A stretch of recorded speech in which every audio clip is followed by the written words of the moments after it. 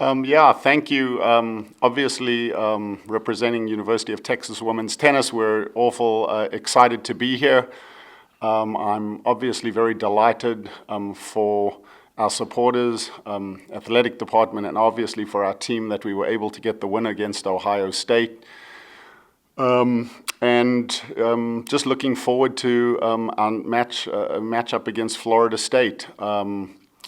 A great opportunity for our program and for our team, and just anxious and excited to get going tomorrow at 2 p.m. Awesome. We'll start with Chip and then Terry. Yeah, I guess just for both of you, the confidence level, Chip Brown, Florence 24/7, the confidence level of the team right now. Obviously, there's been a lot of success. I think the only loss is to North Carolina. Just talk about the confidence level right now as you go through this tournament. I'll let Shar field that since she's the one doing the hard work. I think as a team, we all hang out together, so I think we all seem pretty confident, especially we've had long match winning streaks and we hope to keep it going. But yeah, just the way that we carry ourselves, it seems we know what we're doing. So we're all looking forward, just competing hard against Florida State.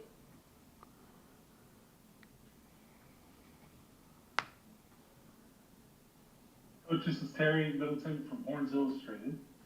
Congratulations to both of you. Coach, the last time that we got to talk with you, you talked about, you called it your secret sauce, right? So clearly it's working. This was fantastic to watch, and my question is, how do you keep the team and the players at such a high level?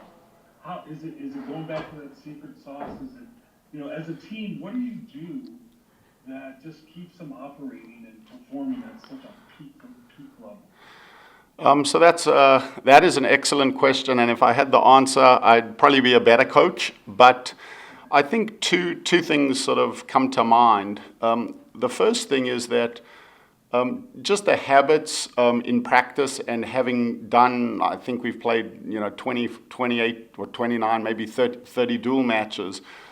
Those habits have a way of self-repeating, and so in a sense, here at the NCAA tournament, the players, even my spiel is a little bit on autopilot, and everyone is somewhat accustomed and used to what needs to happen in practices and so forth. And then, to the sort of the guts of your question, I think our students, athletes rather, both understand that to perform, you're just no one's interested in what is behind you, the 30-odd matches. No one's interested in what might be in 2 matches' time.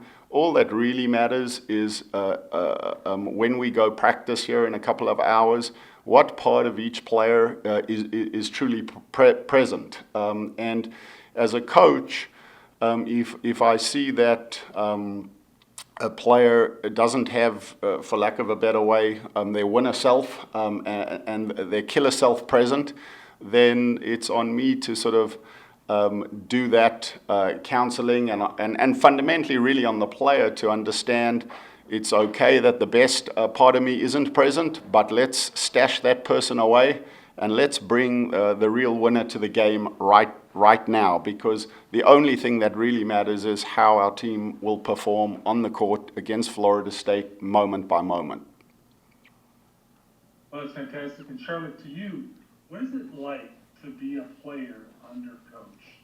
And what is it like to be at the NCAA tournament representing the University of Texas? Okay, the first part of the question, I love playing under Coach Howard. I second that, whatever he said, what part he needs to bring out. I think he does a really good job of, asking, the players, each individually, how can your best part of your person, best self come out? And even in practice, and he does the same thing in the matches, when you're feeling down. And your second question, what was it? What is it like to be at the tournament representing the University of Texas? Oh, I mean, I love Texas. I mean, I didn't even, to be honest with you, I didn't even like think I was gonna go to Texas until Howard recruited me like late in May or whatever.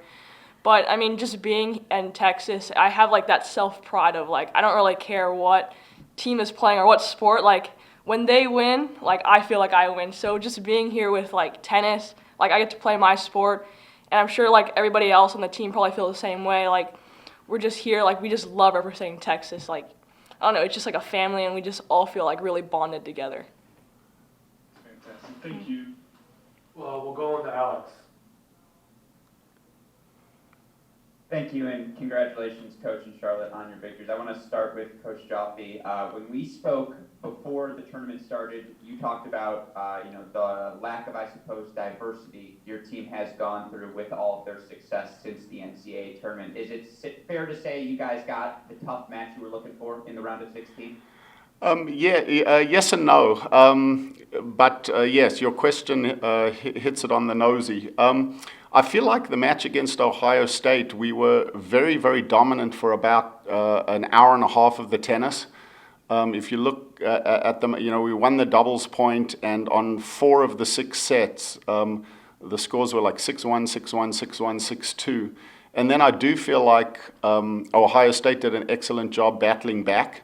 And there was just the best way to characterize it is just a little malaise, which turned the match into the duel into, it suddenly got competitive and interesting. And so I think that definitely, to your question, grabbed our attention and is going to help us going forwards. To your point, we definitely encountered some turbulent air, as they say.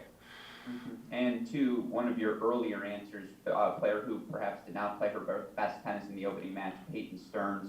What do you do in the next, yesterday and today to get her clicking on all cylinders for the quarterfinals? Yeah, Peyton is obviously a very excellent tennis player, and I certainly don't think that there's anything wrong per se with the tennis. Along the lines of the jargon and rhetoric I've been spewing here, I don't know that her best tennis self was on display, and I think it will be on Peyton to channel a better parts of her. I've got every confidence in her and fully expect her to be bringing it 100% tomorrow at 2 p.m. Absolutely. If I may sneak in 2 quick ones to Charlotte. Obviously, excellent performance from you yesterday. Talking to people on the ground, I know you considered skipping college tennis altogether. And so when you look back at your first season on the job, what have your experiences been? Obviously, it seems like you very much are in favor of your decision to ultimately play a season. Well, when I was younger, I wanted to play pro, but I think when I got older in like high school, like college was definitely like in the picture. So, it just really depended like where I wanted to play. And until I met Coach Joffe, like this, I just had so many options, but I wanted to pick the college where it gave me the best opportunity to play pro, and I think it's University of Texas. And as for your season question, I think like this season has been pretty good. Like honestly, I didn't know what to expect with COVID, and I didn't even know if we're gonna have a full season, but just being able to play like 30 dual matches and plus like some tournaments back home, it's better than like what I expected, and it exceeded all my expectations with how season and like how matches were gonna like turn out. So. And the most critical question you'll get asked all NCAA tournament: Coach Joffe, a better singer or a better dancer? I've never heard. Well. Neither. They're both they're both pretty bad, but I would say singing, he does it in the car. Dancing, like it's only reserved for special occasions, so I would like to see him dance after if we win NCAAs. Awesome. Well, congratulations to you both. Good luck the rest of the way. Thank you. Thanks. Chip, did you have another question?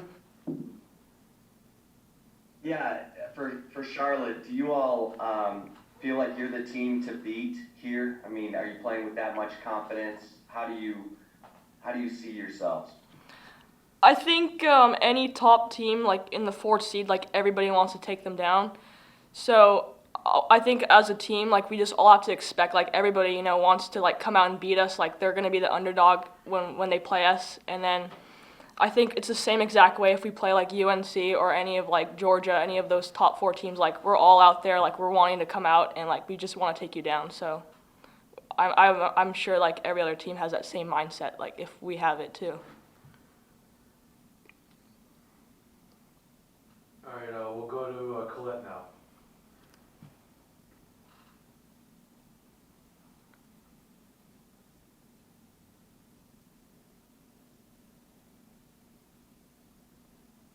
Go ahead. Am I muted or? Nope, you're good. Okay, We can all hear you. right, thanks. Howard, I wondered if you could address the fact that back in 2013 you were in the finals with Texas A&M. How has that experience changed you or just kind of informed how you're dealing with this current team? Thanks, Colette, for the question. I think definitely when you get a taste of the success, you obviously want more of it. I think since I've been at Texas, it's been sort of a longish journey. At A&M, I was able to turn that team around, and in my second year, we went to the final. Here, it's been a little bit more choppy. I feel like our program is well positioned to be here, or so to speak, for the next several years. But each year is really independent of itself. I think really just to my point earlier, always tell the kids on our team, Roger Federer, that he has 20 Grand Slams in the rearview mirror really isn't even interesting. The only thing that matters is if he plays better tennis today than whomever he plays in wherever he's playing, Geneva, I think. And so with this team, all the prognostications and all of those things just aren't very interesting. What is interesting is how our ladies show up to tune up in practice this afternoon, and then how they're going to perform and play, and what parts of themselves will be present against Florida State. I'm sorry I don't have a more interesting take and lessons to be learned. I do know this: if we end up in the championship match, we're going for gold, not silver. That's for sure. Thank you. We'll go to Terry. Back to Terry. Charlotte, a question for you. What players raise your bar, challenge you the most? And who do you challenge the most, and how? What do you guys do to raise the bar? What's going on? It's hard to name like one specific player because they all like bring different things to the table. Like Peyton, she has so much pro tournament experience. She's a huge forehand, she's a huge fighter. Like I would say everybody on the team is a huge fighter, given that, because if not, they wouldn't be here. But they all bring like different things, so it's hard to name like one person to to like raise my level, because like Howard says at practice, like we're treating it like matches, we're playing it as if like we're in it. So like when they play good, like I'm gonna try to like raise my level. So I think that's the biggest thing. What was your second question? What players do you feel that you have the biggest impact on, and how? What does that look like? Well, I don't know like what players I have the biggest impact on, but I would think that like I'm pretty vocal. I can get people going pretty well, especially when we get the team speeches. I think I'm usually the one to start off the Texas, but I mean even then there's no like one particular player. I think for me like I make a huge responsibility on each day that I show up to practice. Like I'm just gonna bring it out, like practice 100%, like everything. I'm gonna leave it out there, and I'm gonna like if I see somebody feeling down, like I'm gonna do my best, try to like get them like get that positive energy, and I hope they do the same for me, and for the most part they do. Coach, this one's for you. So the last interview we did, the answer you gave was off the charts, and shared it with a bunch of people. A lot of fans have seen it. And then I dove in a little bit about your background, and found that you studied psychology in college, right? And so through the years, what part of your coaching really is psychological? It's you're getting into the minds of players and teams. How have your studies how has that carried you to today? Do you still study that? Do you still study the science behind all that? So I think, as your question would suggest, my sensibility over the years, I've got an older brother who's a clinical psychologist, he's a PhD, and of course I got my degree from USC in Los Angeles. It was a psychology major, but I think if I've got to be honest, late in my career, in the last 2 or 3 years, I've sort of managed to retool myself, and I think I've always been someone that's worked very hard on the court, a lot of private lessons, a lot of sweaty t-shirts in practice. But the thing that we have a performance coach that works with our ladies, and he really changed the way that I sort of viewed things in that he came and spoke to our ladies just conceptually about how performance works. And I think the lament of so many frustrated coaches in all sports is, I told him to be positive. I told her, don't worry about it, and so on. And the conception he explained was that in psychology over the years, we've always thought that whatever the malady is, we'd sit down with a therapist, we'd talk it through, it would go into the brain, and we would, alter our behavior, right? We'd stop smoking, we'd stop drinking, we'd stop yelling at our wives, and so on and so forth. And in recent years, that's changed to suggest the following, that there's 2 different systems working with all of us.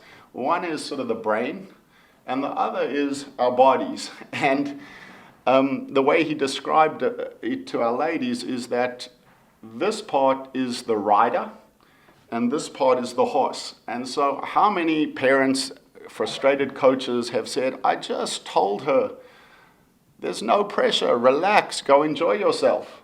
And the rider knows it, but the horse is yelping and screaming and so forth. And a lot of the work he's done, with our players and helped me understand is for our players to listen a little bit, as an aside, during the COVID break, and I'm fully aware that COVID is still in play, but I took up hitting a lot of golf balls. There was nothing else to do. And one of the things that I came to realize as a coach, I'm very obsessive. I'd hit 1,000 balls and another 1,000 balls and think about the techniques. And in a funny way, my best shots are when the rider just wasn't at play and the body is just sort of synced up, when I'm really just not thinking about it. And so I think a lot of what we've done with the players is getting them in tune with what their body is feeling and what their body is telling them. And I think that's perhaps where a lot of the tennis is played, because, again, these media days and so forth are a lot about talking and prognosticating, but really what happens at the end of the day is on the tennis court, it's gritty, it's guttural, it's what the players are really feeling. It ain't an exact science, but we're certainly doing our best to have our players in tune with what their bodies are feeling to try to perform their best. That's fantastic. Would you mind sharing who that coach is? His name is Chris Dorado, and I know that Chris is, within our industry, I don't talk just women's tennis or men's tennis, there's a lot of big names that write books and so forth, and I'm sure they're very excellent. But the stuff that Chris has done with our players is very, very powerful stuff. And we do have a very young team. On 2 days ago, we started 5 of our 6 players were freshmen. I foresee his work, once it's fully integrated with our group, making for a very, very powerful program going forward.